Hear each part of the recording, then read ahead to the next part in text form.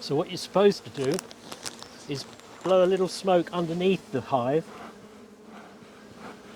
before you start. And what that does, theoretically anyway, it triggers a natural response in the bees that will think that there's a fire, and so they would start to feed. And that tends to calm them down and make life easier. So you have to wait a good 2 minutes after doing that before opening the hive.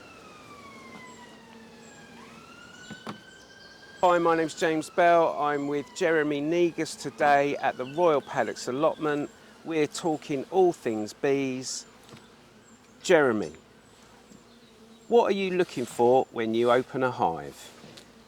It depends where the colony's likely to be. So ideally, it's the month of May. It's main swarm season, and really what we're looking to do is see whether one of our colonies has swarmed. In other words, the colony you're inspecting, whether or not it's swarmed, and therefore what state the colony is in. Ideally, at this time of year, you want a strong colony with plenty of brood coming through, new bees coming through, so that they can exploit the season and put in a lot of honey for you. So I'm going to start the inspection here.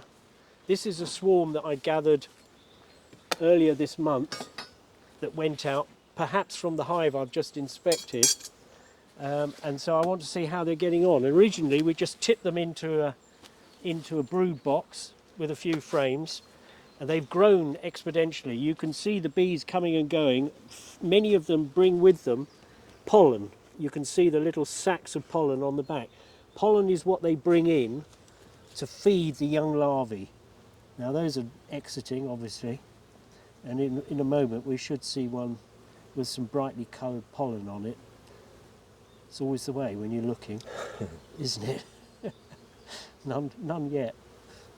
There, this one has got pollen all on it. You can see the yellow on the hind legs. Okay. Did you get that? I think so. Good. Now I'm going to inspect, and I'm really keen because they've built up and they've already developed, 6 frames of stores, honey, which I could harvest. Not yet, but that's the situation. So I'm just going to give them a puff of smoke underneath, which should have the calming effect. And then what I'm going to do is lift that single super off. Yeah, there's a bit of honey in there, it's doing well. Pop that down.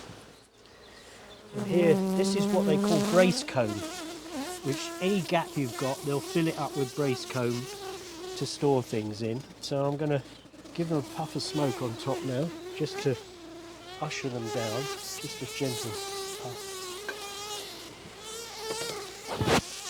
And let's ease this off.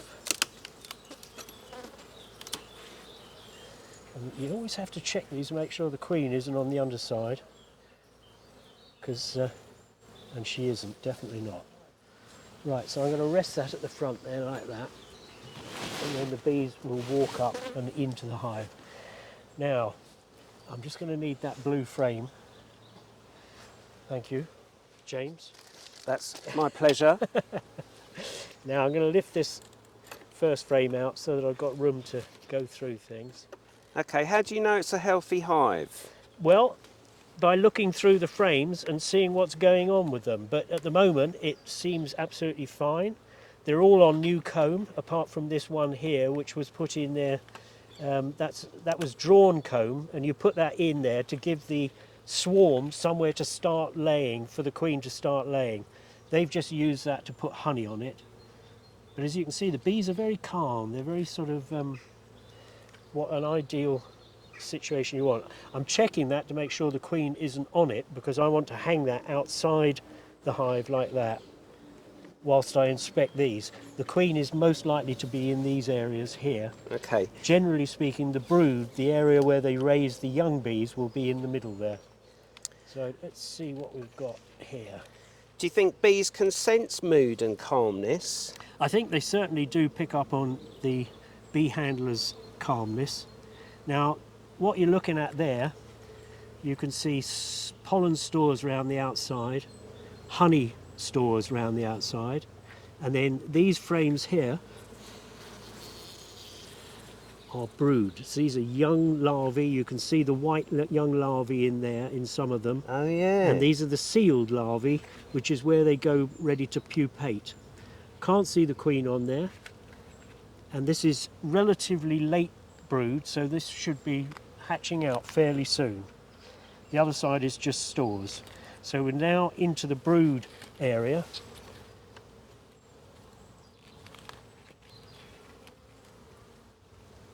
That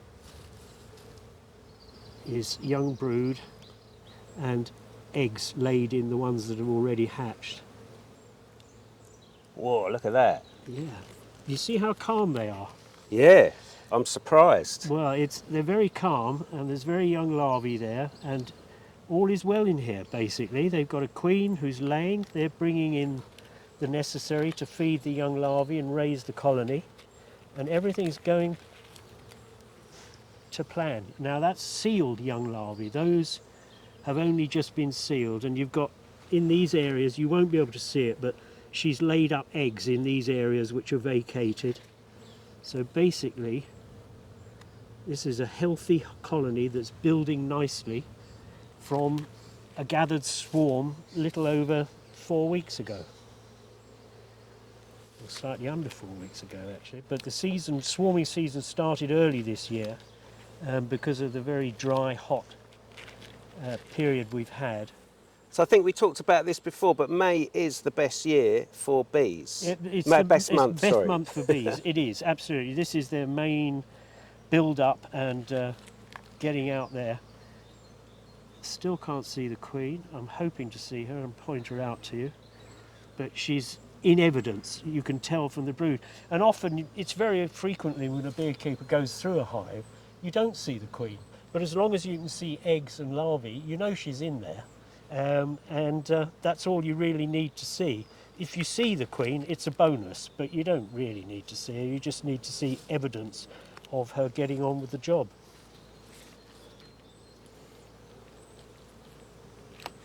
Right, I think we'll just do one more. Don't really want to. Again, young brood, eggs. But very calm. Even I'm surprised at how calm they are. It's a joy. I'd really like to see the queen. Can you see that bee with pollen on its hind there? There's the queen. Oh, excellent. There is the queen there, just bumbling around, trying to not be seen, but she's got that body which is so much longer. Oh, that's great. Good. Well, There's another big one next to her. What's that one? No, that's a drone. That's a male. Okay. And they do very little in the hive apart from eat and get fed and hang about. But that's the queen, as you. Oops, sorry, that's her there. Yeah, I walking can along. see. Yeah. Good. I'm going to tracking pop her her back. now. I don't want to really disturb them any more than that. What I've seen is everything I need to see. I've got basically 2, 4, 6, 7 frames of bees with brood at all stages and a queen who's obviously laying and doing very well. I just need to get this back together. I'm going to remove this brace cone. Okay. Do you still get excited? Yes, I do. It's very interesting. And the other beekeepers tend to be quite interesting people. So it's good. And obviously I work over at Kingston Beekeeping Association, helping out on Saturdays to train up new people. And yeah, it's very interesting work and very stimulating working with bees. And at the end of the season, honey, lovely honey. Of course. Right, I'm going to pop this one back together now. They've been extremely good-tempered, which is what we very like. nice. We really like a nice colony. But you could see the difference between the temperament of these, Yeah. where they've got a queen laying and everything's going nicely, and those which are currently without a queen or without a queen that's laying. So there's a fairly high degree of anxiety in the hive, and comes out in all sorts of defensive, busy ways. Okay, well, Right, thank you very much. well that's fine. Now, if you like, we could do that one over there. All right, well, let's do it. Okay. Well, there's one over there. There's an angry. Yeah. There you go. Oh yes. Got a thing about all microphones. Yeah, I think it is.